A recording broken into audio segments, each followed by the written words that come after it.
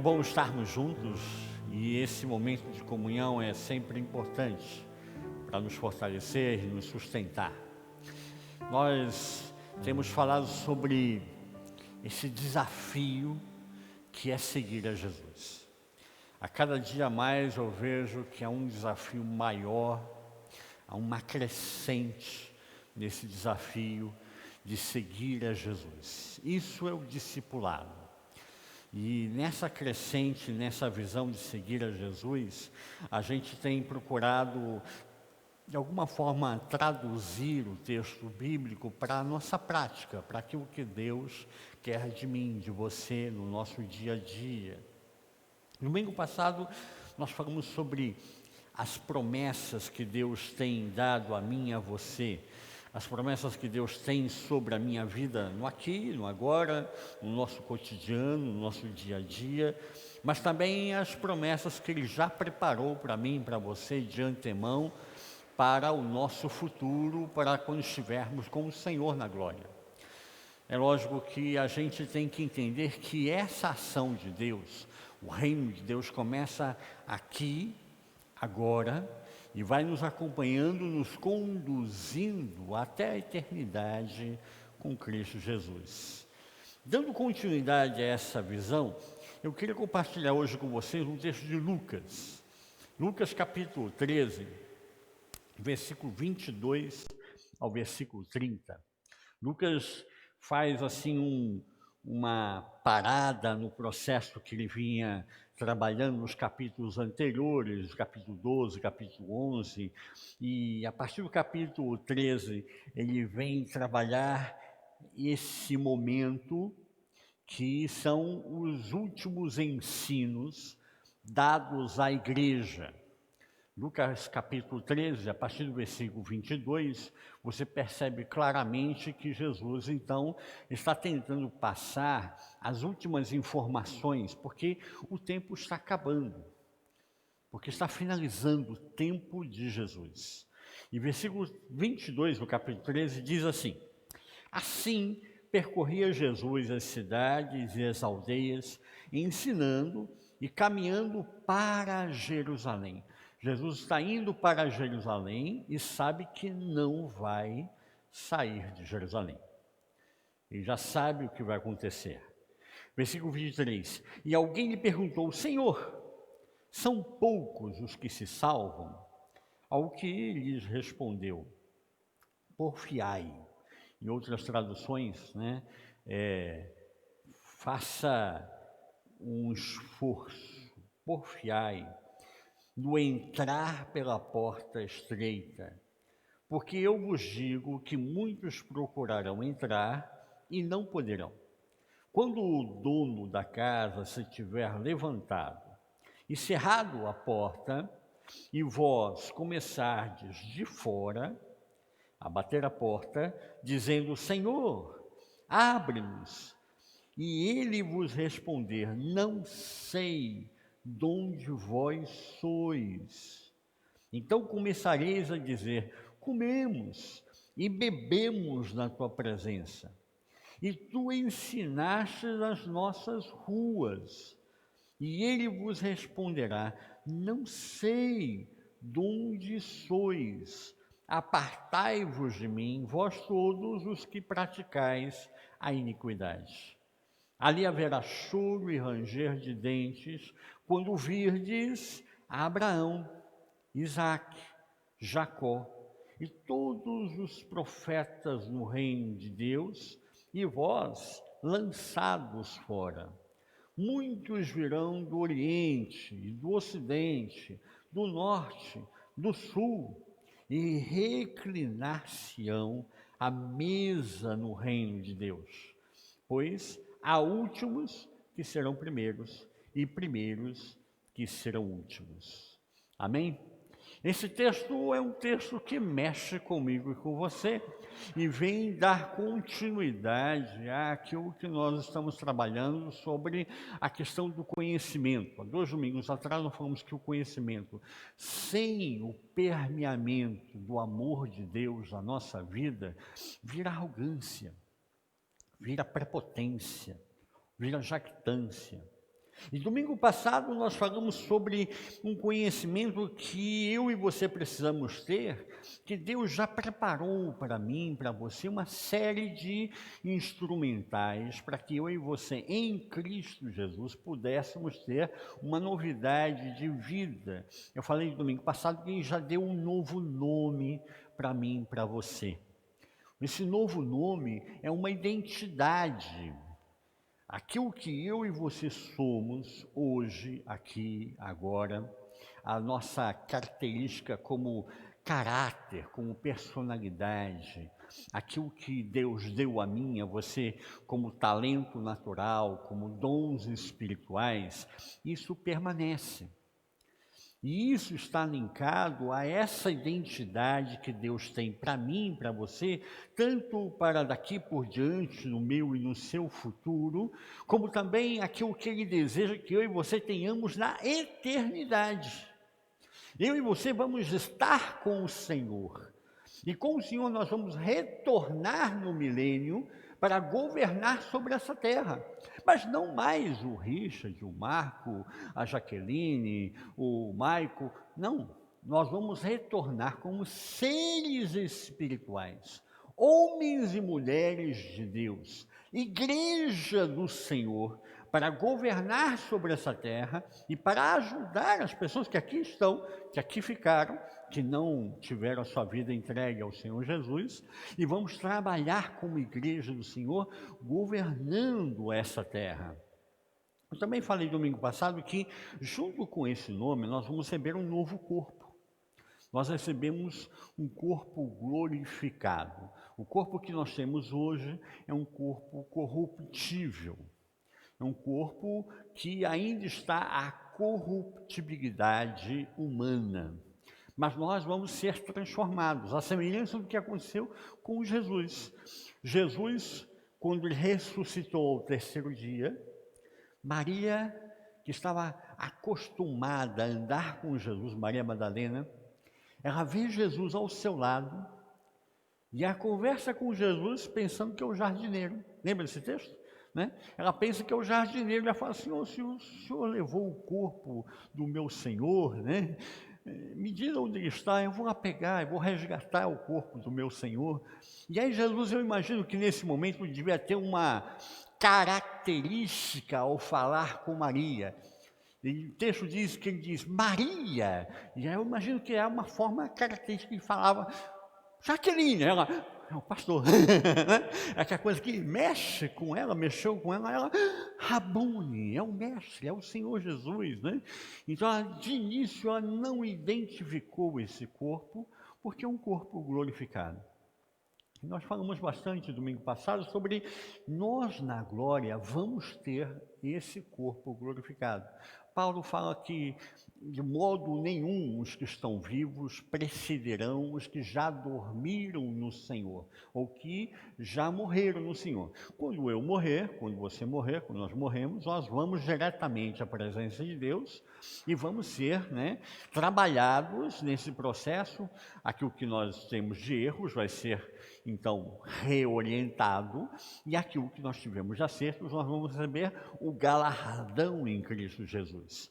Mas nesse processo, quem ficar para os últimos dias, quem for o momento do arrebatamento, que diz o texto, né? Então, quem ficar vai ser arrebatado aos céus e transportar daqui para o Senhor nos ares, nós vamos ter um corpo glorificado. Uma vez Thomas Edison, perguntado sobre a questão do arrebatamento, essa coisa de corpo glorificado, e os cientistas ao redor de Thomas Edison perguntam para ele, mas Edison, você é um cientista, você acredita nessa história da carochinha aí, nessa história de arrebatamento, né?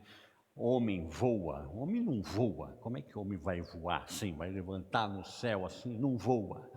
E Thomas Edison não responde nada, não fala nada.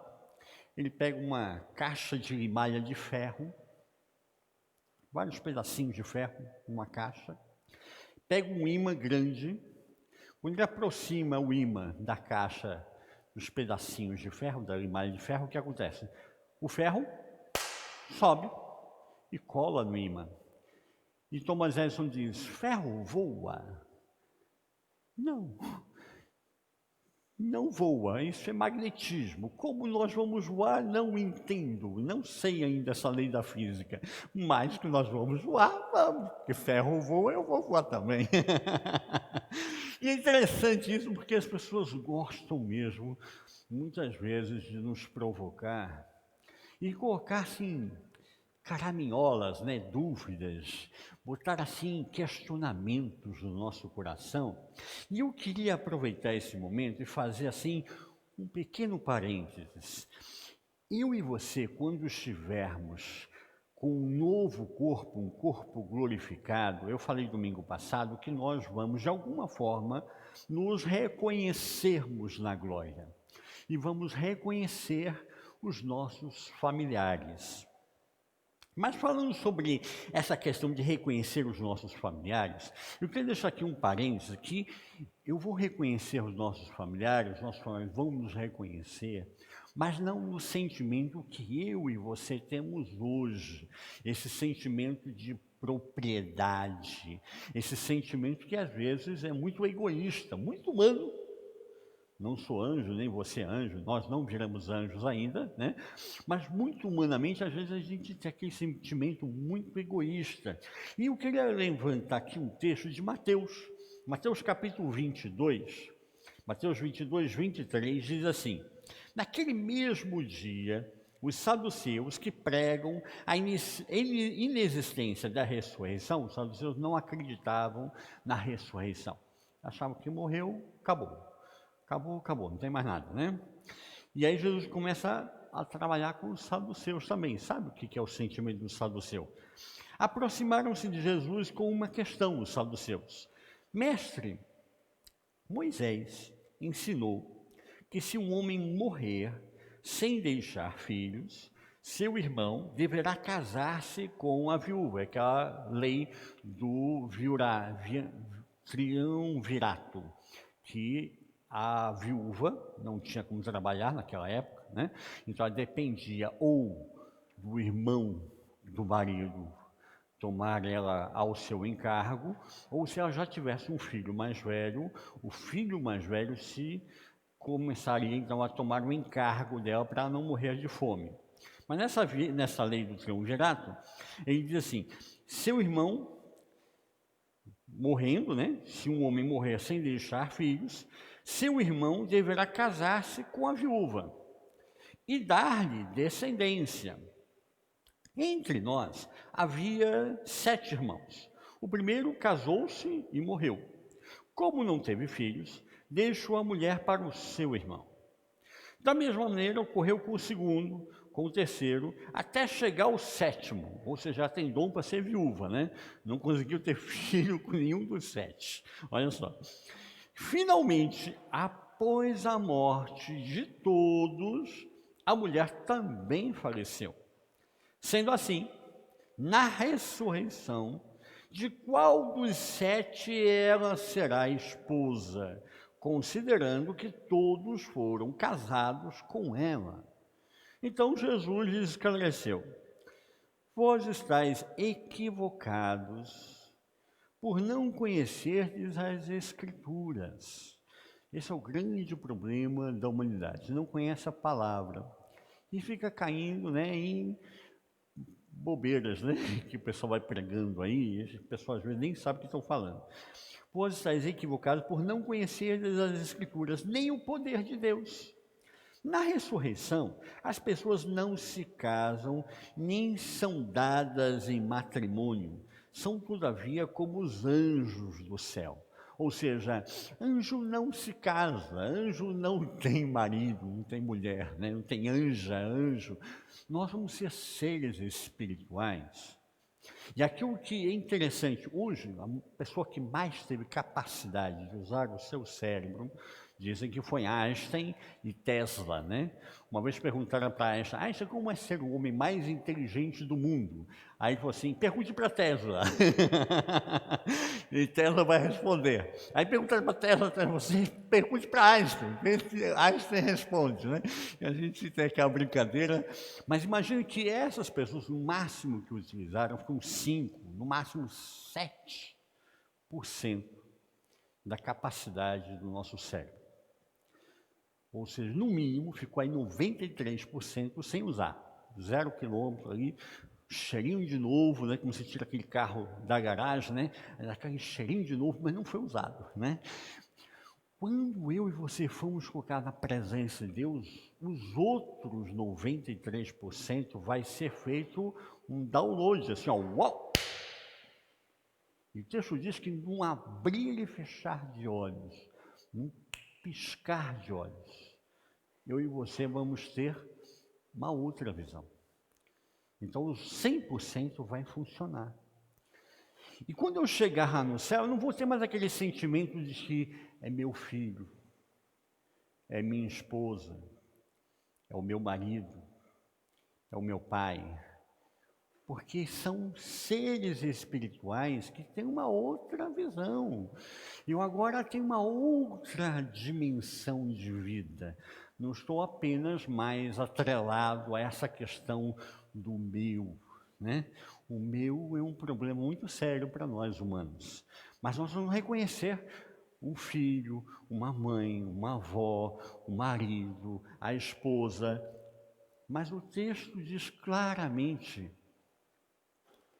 a coitada que foi viúva 7 vezes, não vai chegar no céu e vai ter aquela disputa no palitinho. Não, mas ela foi minha esposa primeiro. Não, mas foi primeiro a minha esposa, né? Não vai ter isso, gente. Isso é uma coisa carnal, isso é uma questão ainda corruptível. Nós vamos ter corpos incorruptíveis.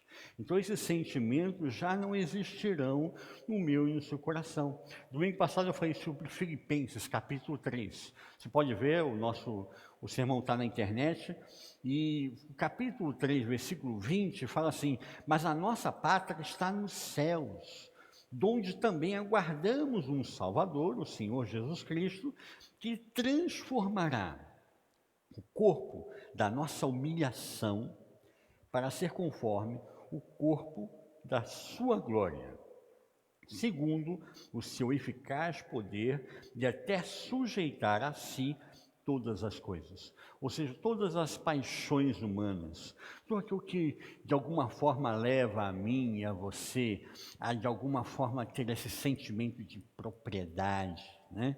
Às vezes marido e mulher fica aquele sentimento meio de propriedade, né? Ai, minha mulher, meu marido, né? Meu filho, minha filha, meu pai, né? Isso tudo não existirá mais, porque nós sabemos que somos igreja do Senhor. Somos corpo de Cristo.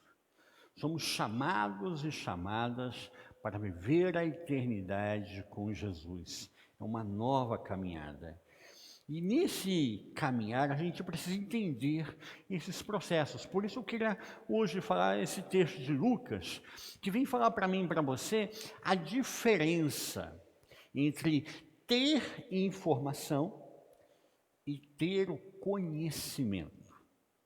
Uma coisa é ter a informação e outra coisa é ter o conhecimento.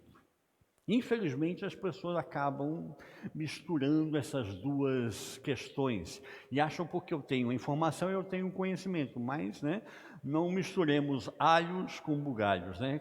Conhaque de alcatrão com catraca de canhão, né? Uma coisa é uma coisa e outra coisa é outra coisa. E esse texto vem falar para mim e para você da necessidade de entendermos que Deus tem uma fascinante ação de Deus para mim e para você, para nós termos uma novidade de vida. Seguir a Jesus é sempre um desafio. Seguir a Jesus é sempre seguir o novo de Deus. Deus sempre tem coisas novas. Não fiquemos atrelados a coisas do passado, arcaicos. Uma coisa é você olhar para a palavra e ler a Bíblia com uma visão teológica do século XII. E outra coisa é você olhar para a Bíblia e ver com os olhos do século XXI. A palavra é a mesma? A palavra é a mesma, amados, é a mesma. A palavra continua sendo a mesma. Mas eu hoje, no século XXI, eu enxergo várias coisas que no século XII eu nunca enxergaria. Jamais teria condições de enxergar naquilo que a palavra de Deus queria me revelar. E eu creio que cada dia que passa nós estamos sendo convidados a entrarmos mais na piscina, a nos aprofundarmos mais na piscina. Tempo de calor, né? Você não vai sempre pensando na piscina, né? E as pessoas ficam só botando o pezinho na água, né? Sentadinho na beira, bota o pezinho, molha o pezinho. Deus quer que você entre totalmente na água. Quer que você se aprofunde na palavra e cresça nessa palavra. Tem uma palavra de Abraham Lincoln, olha só. Abraham Lincoln, século XVIII, ele diz assim: Senhor, minha preocupação não é se Deus está ao nosso lado. Minha maior preocupação é estar ao lado de Deus, porque Deus é sempre certo. E é interessante isso, porque as pessoas às vezes se equivocam nesse processo. Ah, Deus está do meu lado. Às vezes Deus não está do lado dele há muito tempo. Deus virou a esquina e ele seguiu reto. E nem percebeu que Deus virou a esquina, está em outro quarteirão e ele está indo direto. Se perdeu nesse processo. A primeira coisa que a gente olha para esse texto que nós vimos de Lucas, capítulo 22, o versículo 22 aqui, vou ler para vocês de novo, Lucas 13, 22. Assim percorria Jesus as cidades e as aldeias, ensinando e caminhando para Jerusalém. Jesus está indo de aldeia em aldeia deixar o último moto, a última mensagem, aquilo que ele sabe que são os últimos detalhes, porque ele sabe que ele vai chegar em Jerusalém e ele não vai sair de Jerusalém. Ele vai chegar em Jerusalém, ele vai entrar em conflito direto com aquela religiosidade, com o status quo, com a questão política da época, com os impedimentos, né, financeiros que existiam na sua época. Ele vai bater de frente contra isso, ele vai ser julgado injustamente, vai ser castigado e vai ser crucificado. A gente às vezes esquece que Jesus, ele é ser humano, mas ele é Deus também. Ele sabe o que vai acontecer. Ele não vai julgando os dados, ele não vai julgando a coisa pela sorte, pelo azar. Ele sabe o que vai acontecer e ele está disposto a enfrentar a cada um desses desafios e barreiras e mostrar, testemunhar pelo seu exemplo, a mim e a você, o caminho que nós devemos trilhar. Isso é o discipulado. O nosso discipulado é baseado em Jesus, uma pessoa que viveu, que comeu, que teve dificuldades, que teve alegrias, que teve desafios. E assim eu e você podemos também entender no meu e no seu dia a dia, no seu cotidiano, entendermos esse processo e seguirmos os passos do Senhor Jesus. Mas ele toca num ponto aqui que é um ponto inquietante nesse texto. Talvez seja um dos pontos mais delicados que eu vou tocar com você. O versículo 23, ele diz assim: alguém, a gente não sabe quem, né? Alguém perguntou: Senhor, são poucos os que se salvam? Ao que lhe respondeu: porfiai, esforçai-vos por entrar pela porta estreita, porque vos digo que muitos procurarão entrar e não poderão. Tem gente, ainda hoje, que acredita que é só por esforço próprio que eu vou entrar no reino. E tem gente que acredita, como diz o texto aqui, né?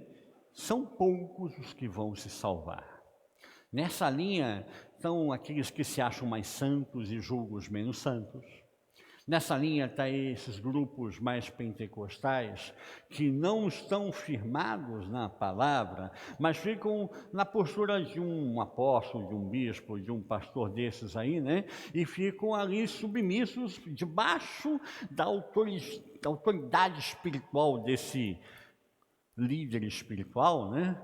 E eles então serão salvos em detrimento dos outros que não serão salvos. Se você não participa da minha igreja, se você não participa da cobertura espiritual do fulano de tal, você não será salvo. E agora, pegando mais firme ainda, né? Tem gente que acredita na predestinação. A predestinação é que alguns poucos é que serão salvos. A pergunta que é colocada aqui, ela vem mexer com todos esses pontos. As pessoas às vezes acham isso mesmo, que a salvação não é para todos. E até começa a julgar, né? Ah, fulano saiu da igreja. Ah, não era salvo, não era predestinado, não era crente, não tinha santidade, né? E não vai em busca da pessoa, não busca a pessoa, não ama a pessoa, não abraça a pessoa, não busca de alguma forma fortalecer o irmão, a irmã, que passa às vezes por momentos difíceis na sua caminhada cristã. Mas esse deve ser o nosso papel, porque nós não temos essa autoridade, esse poder de julgar quem será salvo, quem não será salvo, quem, né, seria predestinado aqui, né? Não existe isso. E o texto é bem claro porque ele começa a falar sobre mim e você, que Deus não está olhando para mim e para você pelo que eu e você temos. Deus está olhando pelo que eu e você somos. O que eu tenho, o que você tem, não impressiona Deus. Viver uma série de regrinhas, né? A gente vive numa tabulação, né? Não pode fazer isso, não pode fazer aquilo, e vive assim numa tortura espiritual e achando que dessa forma vai ser mais santo, vai ser mais perfeito e vai então ter direito à salvação, à eternidade com Deus. Mas nada disso quer dizer nada para Deus. Não é a minha capacidade humana, porque foi Deus que me capacitou. Não são as minhas faculdades, o que eu estudei, porque é Deus que me proporcionou estudar ou não. Não é a minha genealogia, né? Como se eu venho de uma linhagem, de uma genealogia, né? Vovô era da igreja, papai era da igreja e eu nasci na igreja. Ouvi muitas vezes essa frase, né? Vovô era da igreja, fundou a igreja, papai era dessa igreja, era o guia leigo da igreja, era o pregador, né, leigo da igreja, e eu nasci na igreja. Eu falei, que legal, então conta como é que foi, o parto foi na igreja, é assim? E como é que foi? E quem cortou o cordão umbilical? Que foi difícil, tinha muita gente em volta. E o pessoal olha assim, pô pastor, o senhor está tirando onda com a minha cara? Eu falei, não, você falou que nasceu na igreja, eu queria saber como foi essa experiência, né? O parto foi na igreja mesmo, porque eu vejo muita gente nasce em casa, tem gente que nasce no hospital, na maternidade, sua mãe deu à luz na igreja. Aí, pô pastor, estou falando sério, eu nasci na igreja, mas é um nascimento espiritual. Então vamos conversar seriamente, porque tem muita gente achando que porque vovô era da igreja, papai era da igreja, eu sou da igreja, eu sou de Jesus. Não existe isso. E é isso que Jesus vem combater aqui.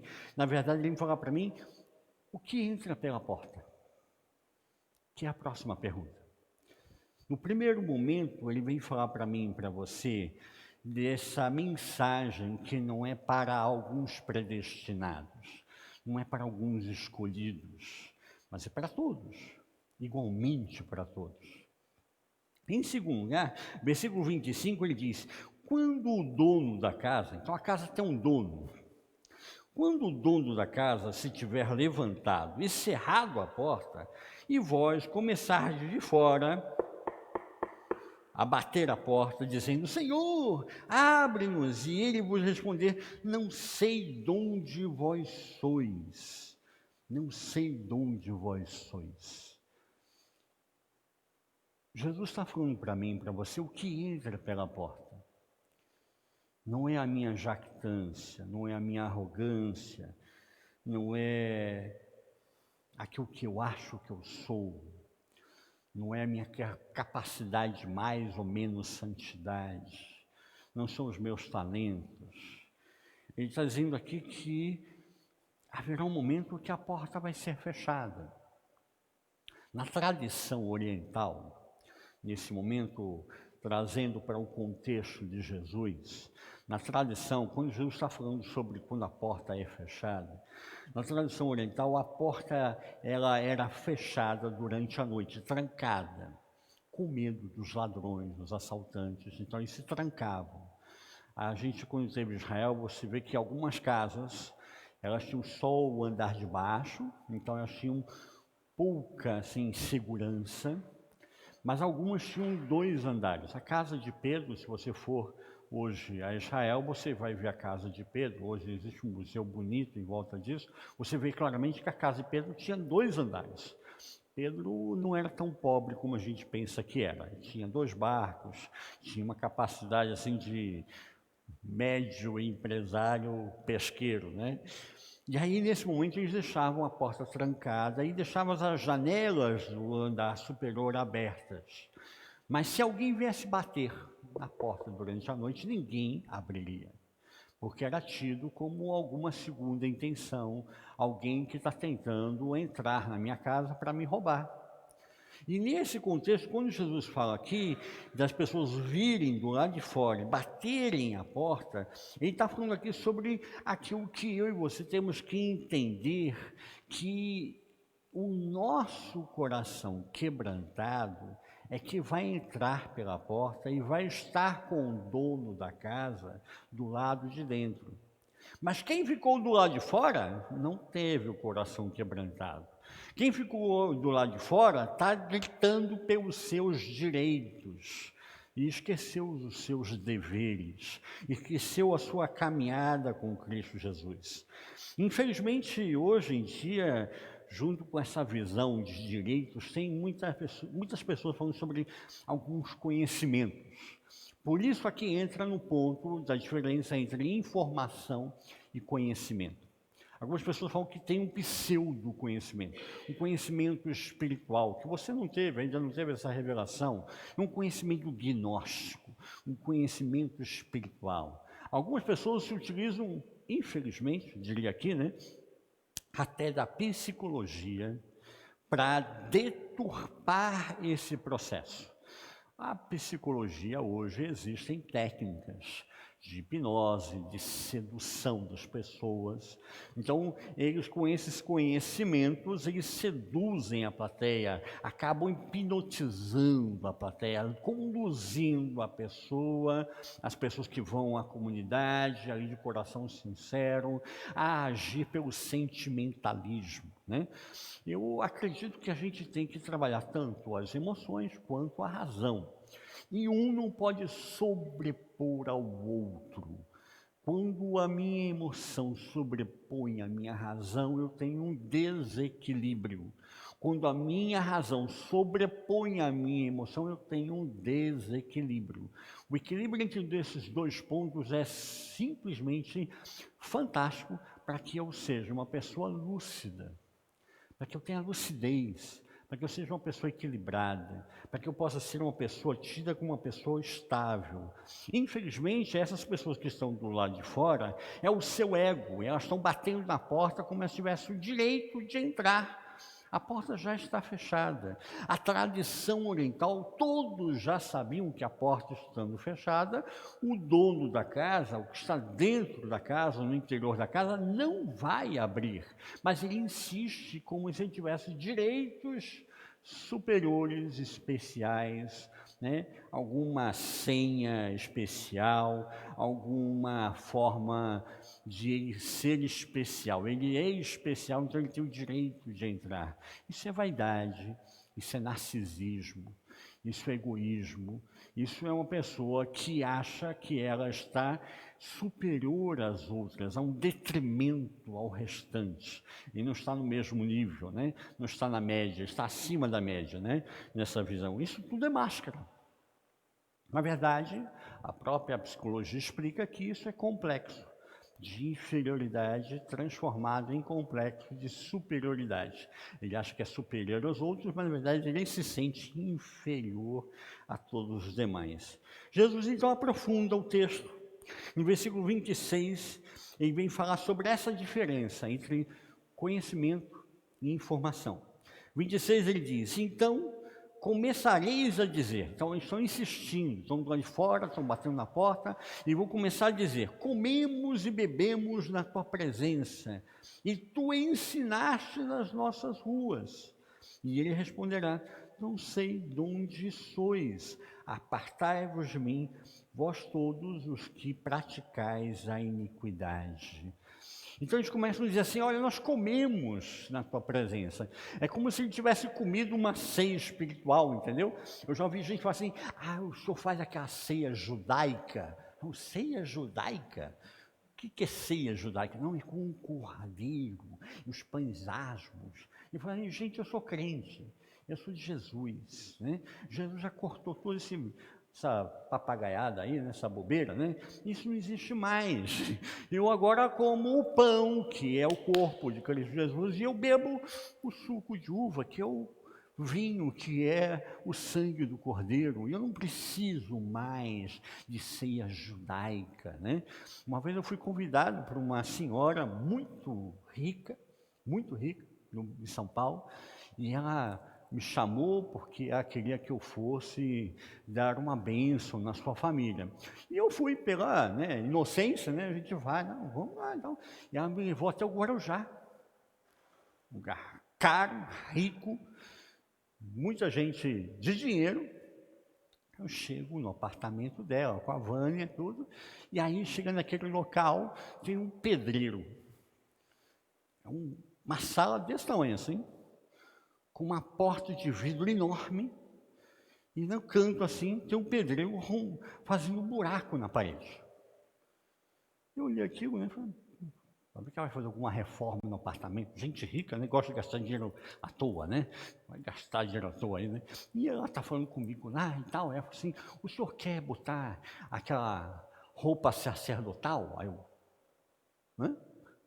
Roupa sacerdotal? Que roupa sacerdotal? Não, que eu tenho uns vestidos brancos para o senhor participar da ceia judaica. Aí eu: hã? Vestido branco? Não, bem, eu estou bem assim, de calça, de camisa, tá legal assim, não vou botar vestido branco nenhum, não, estou bem assim.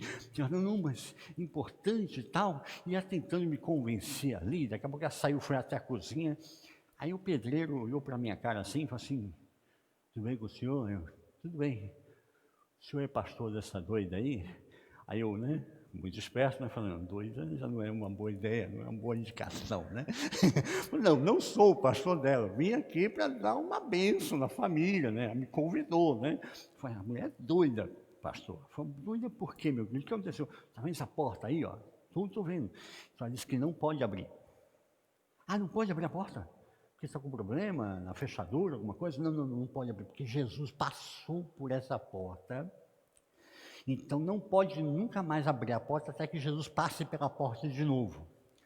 Como faz muito calor aqui no Guarujá, está muito quente, ela está fazendo esse buraco na parede, e ela vai botar aqui um condutor para entrar ar do outro quarto, que também tem uma porta enorme, né? Para entrar a ventilação pela outra porta, passar por aqui e entrar na sala. Eu falei assim: meu Deus, só Jesus na causa, né? Só Jesus para entender a loucura humana. E foi uma história, nem te conto como é que foi essa história, foi bem complicada. A gente às vezes vai em algumas situações e se mete em cada enrascado, meu amado. Não é fácil. Mas esse tipo de pessoa acha que vai comer uma ceia espiritual, entendeu? Vai comer uma ceia especial, uma ceia judaica, sei lá eu, né? Que ele diz assim: comemos e bebemos na tua presença. E Jesus fala assim: e o Kiko, né? Kiko, eu tenho a ver com isso? Não conheço você, nunca te vi mais gordo, meu amado. O que você está falando aí, né? E eles continuam o texto: tu ensinaste nas nossas ruas. Jesus está dizendo aqui que você disse que eu ensinei na sua rua, mas aí que está o problema, né? É a sua rua, é a sua igreja, são os seus valores, é o seu pensamento, mas não era de Jesus, né? Tinha tudo, menos Jesus lá, era a sua rua, era a sua igreja, eram os seus valores, mas não tinha Jesus presente. Ele vos dirá, não sei quem sois vós, não sei de onde você veio, meu querido, com essas ideias aí, com essas doutrinas. As pessoas hoje estão, ao invés de pregar o evangelho, que é simples, que é fácil, que é para eu seguir no meu dia a dia, vai pregar doutrinas, o que pode comer, o que não pode comer, o que pode beber, o que não pode beber, o que pode vestir, o que não pode vestir. Jesus, misericórdia, né? Assim que a gente fica preso a uma série de questõezinhas tão pequenas, amarrados a questões que não trazem nada, não ajudam em nada.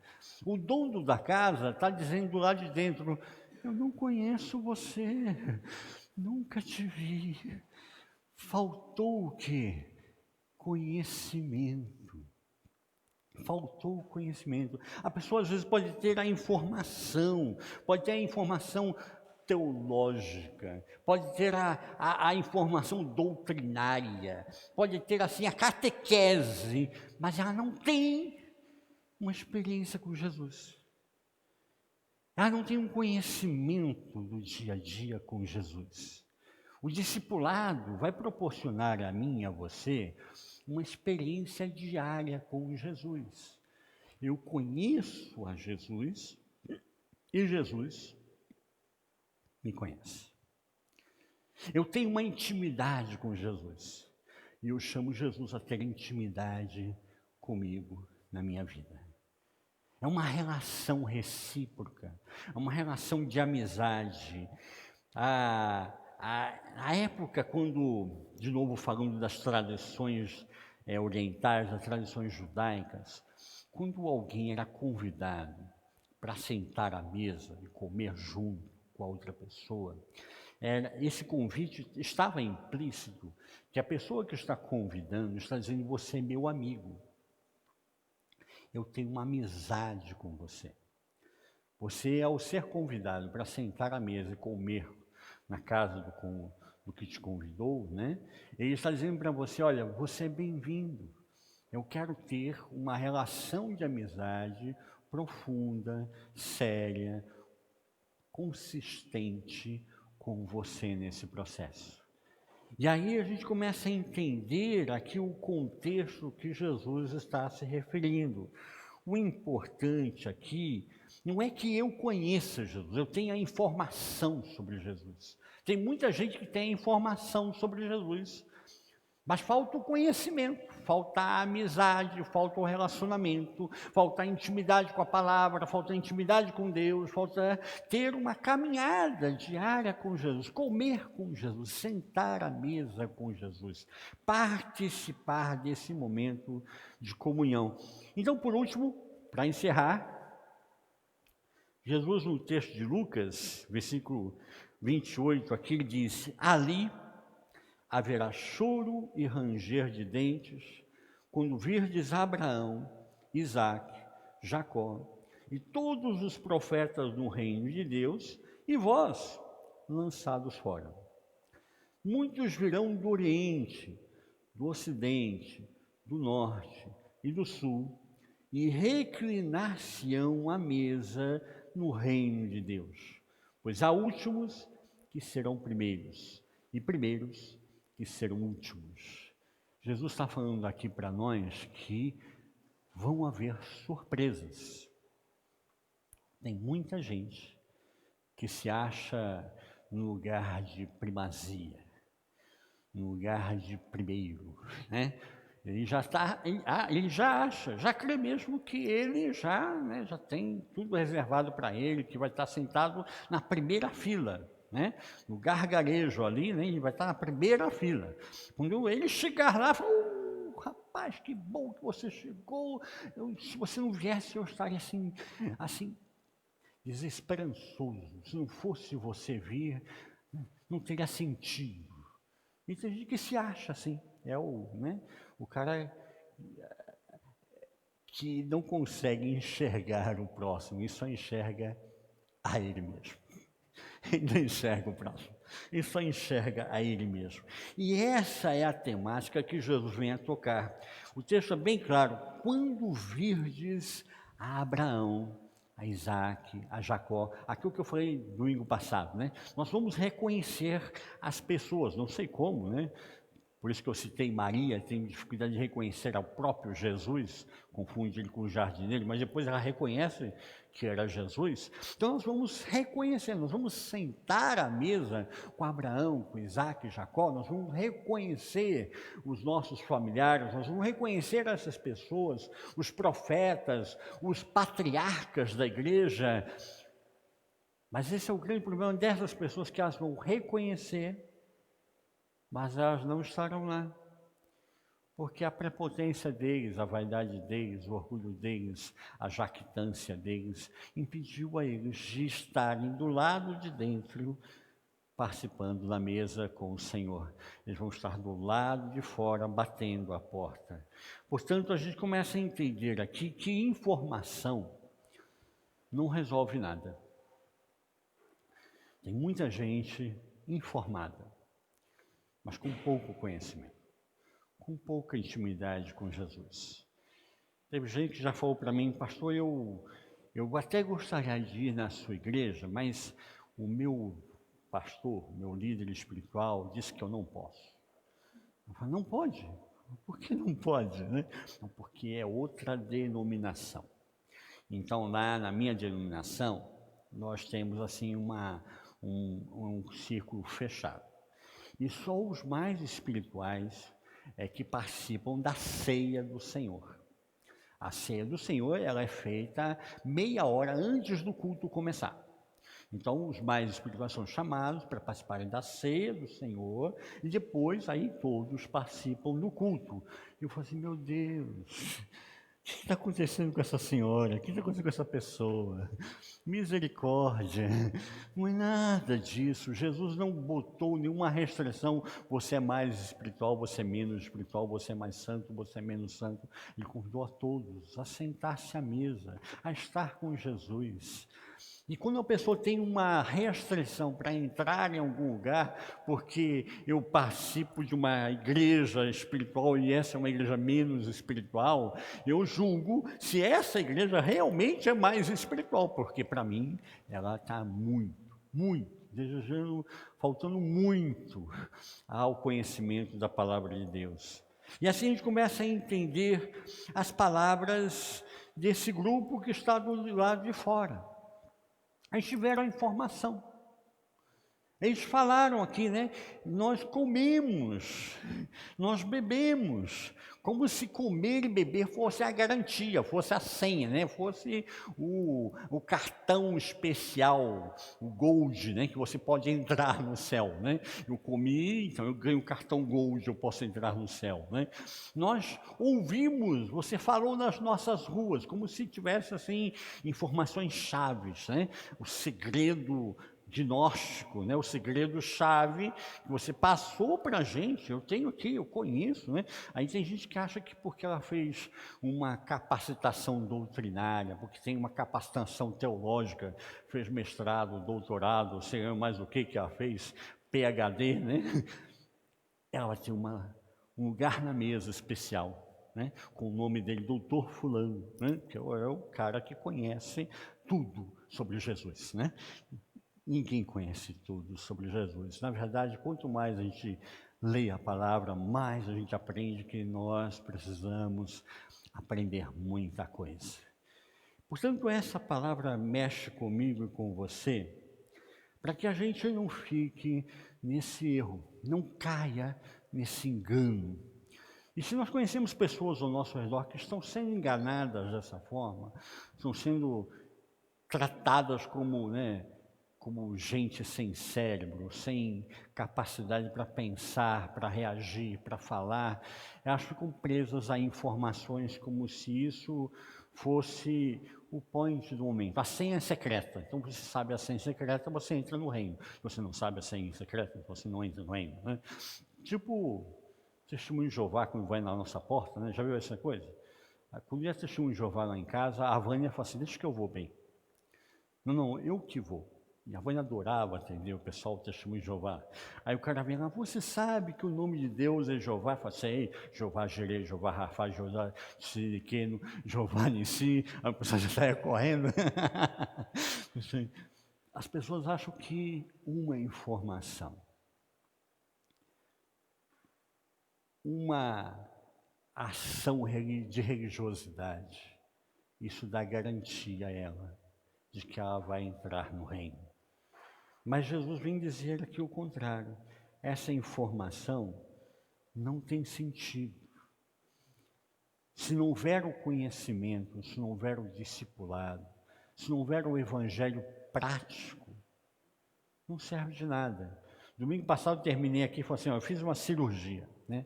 Aí você podia perguntar, com quem o senhor gostaria de fazer a cirurgia? Porque me perguntaram isso, né? Olha, vamos fazer aqui 3 dinâmicas diferentes. Depois que o senhor for operado, 15 dias depois, é que o senhor vai saber quem operou o senhor. Aí eu, pode ser um médico que vai cortar sua barriga, vai fazer a cirurgia e tal, pode ser por laparoscopia, com câmera e vídeo e tal, ou pode ser um robô. Aqui a gente tem um robô chamado Da Vinci, né? O Marco falou que é o point da tecnologia hoje da medicina, e o robô opera o senhor. E o robô costura você por dentro. Aquilo que o médico falou assim, eu não consigo fazer isso. Ele faz 2 buraquinhos e enfia as pinças do robô dentro do seu ventre, assim, seu ventre é inchado, ele enfia as pinças lá dentro e costura você por dentro. Quando eu cheguei assim, bom, usa o robô logo, né? Isso é bom esse negócio aí, né? Tem gente que fica assim, isso não teve medo, não? Vou ter medo do quê? Se eu for para Jesus, eu estou com Jesus.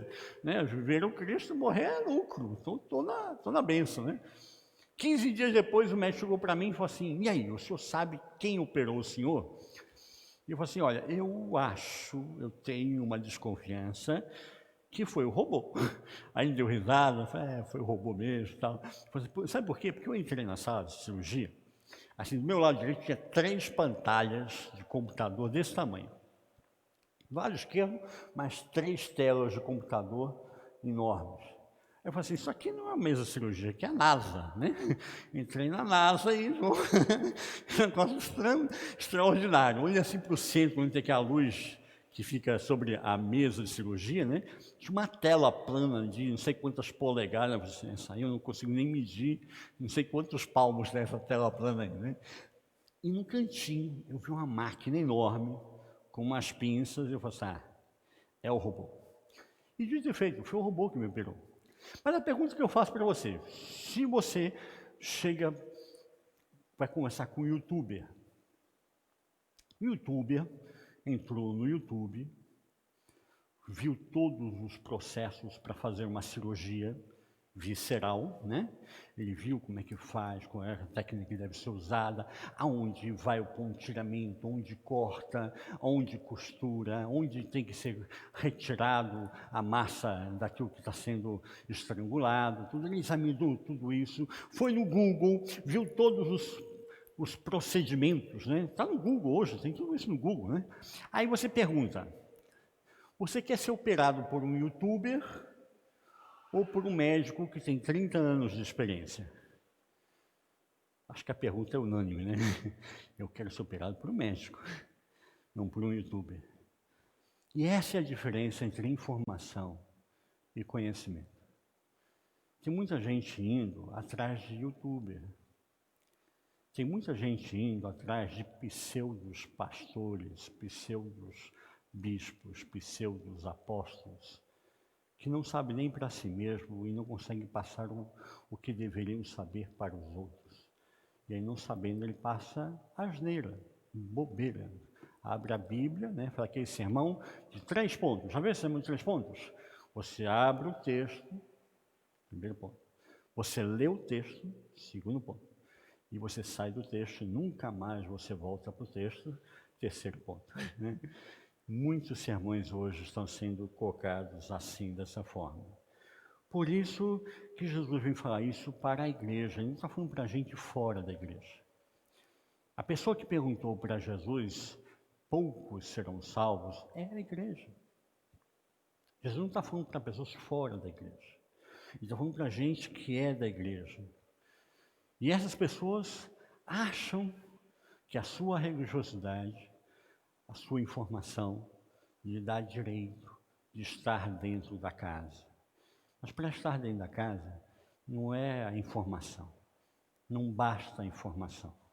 Eu preciso ter um relacionamento de conhecimento, um relacionamento de amizade, como diz a tradição oriental. Jesus me convida a sentar na mesa, comer com Jesus e participar das suas bênçãos em Cristo Jesus. Portanto, nós podemos encerrar com a frase que eu iniciei de Abraham Lincoln: Senhor, minha preocupação não é se Deus está ao nosso lado. Minha preocupação é estar ao lado de Deus, porque Deus é sempre certo. Que a gente possa entender nesse caminhar do discipulado que eu preciso de um evangelho verdadeiro, não um evangelho de mitologias, de segredos gnósticos, mas um evangelho simples e prático. Viver a Jesus. Para mim, viver é Cristo e morrer é lucro. Se eu morresse na mesa de cirurgia, eu saberia que eu não teria que pagar as contas na segunda-feira, não teria que trabalhar daqui, depois de um mês, voltar a trabalhar.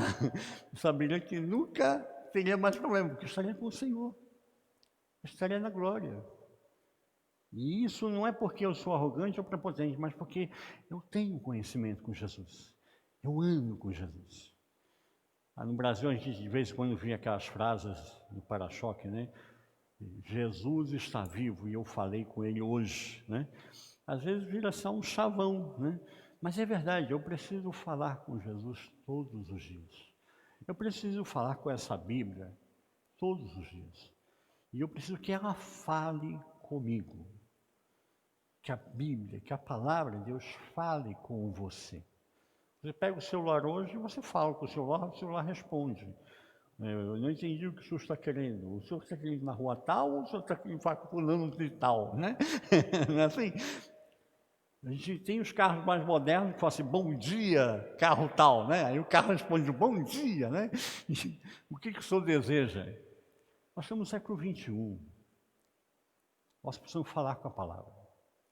E a palavra precisa falar comigo e com você todos os dias, para que cresçamos e prosperemos na vontade do Senhor nosso Deus. Dessa forma, nós não vamos estar do lado de fora, batendo, exigindo direitos, porque nós já estamos com o Senhor. Nós vamos reconhecer os nossos amados, as nossas amadas na mesa do Senhor. E eu e você vamos ser convidados a estarmos na mesa do Senhor, porque o Senhor tem prazer. Ele tem amizade comigo e com você. E quando Ele nos convida, Ele diz, você é importante para mim. Seja bem-vindo. Entra no gozo do meu reino. Eu quero convidar você a fechar os seus olhos, abrir o seu coração nesse momento e estarmos entendendo que esse discipulado, ele é vivo e ele só se faz presente quando nós abrimos o nosso coração. Eu queria convidar você nesse momento a abrir o seu coração, a dizer para Jesus essa noite, eu abro meu coração, eu quero estar nessa ceia do Senhor, eu quero estar do lado de dentro, eu quero ter uma intimidade com Jesus, eu quero que Jesus tenha intimidade comigo, eu quero ser amigo de Deus, e quero que Deus diga, esse é meu amigo, e eu quero ser contado entre os amigos de Deus. Abre o seu coração, diga isso para Ele. Ele já estava aqui antes de você e eu chegarmos, e Ele já estava aguardando a você, porque Ele tem em você uma pessoa de transformação. Ele deseja transformar a mim e a você, mas transformar outras pessoas através de mim e de você. Sejamos agentes transformadores, agentes de vida, não agentes que separam, dizendo esse vai para o céu, esse vai para o inferno, não, mas agentes de vida, e de vida em abundância em Cristo Jesus.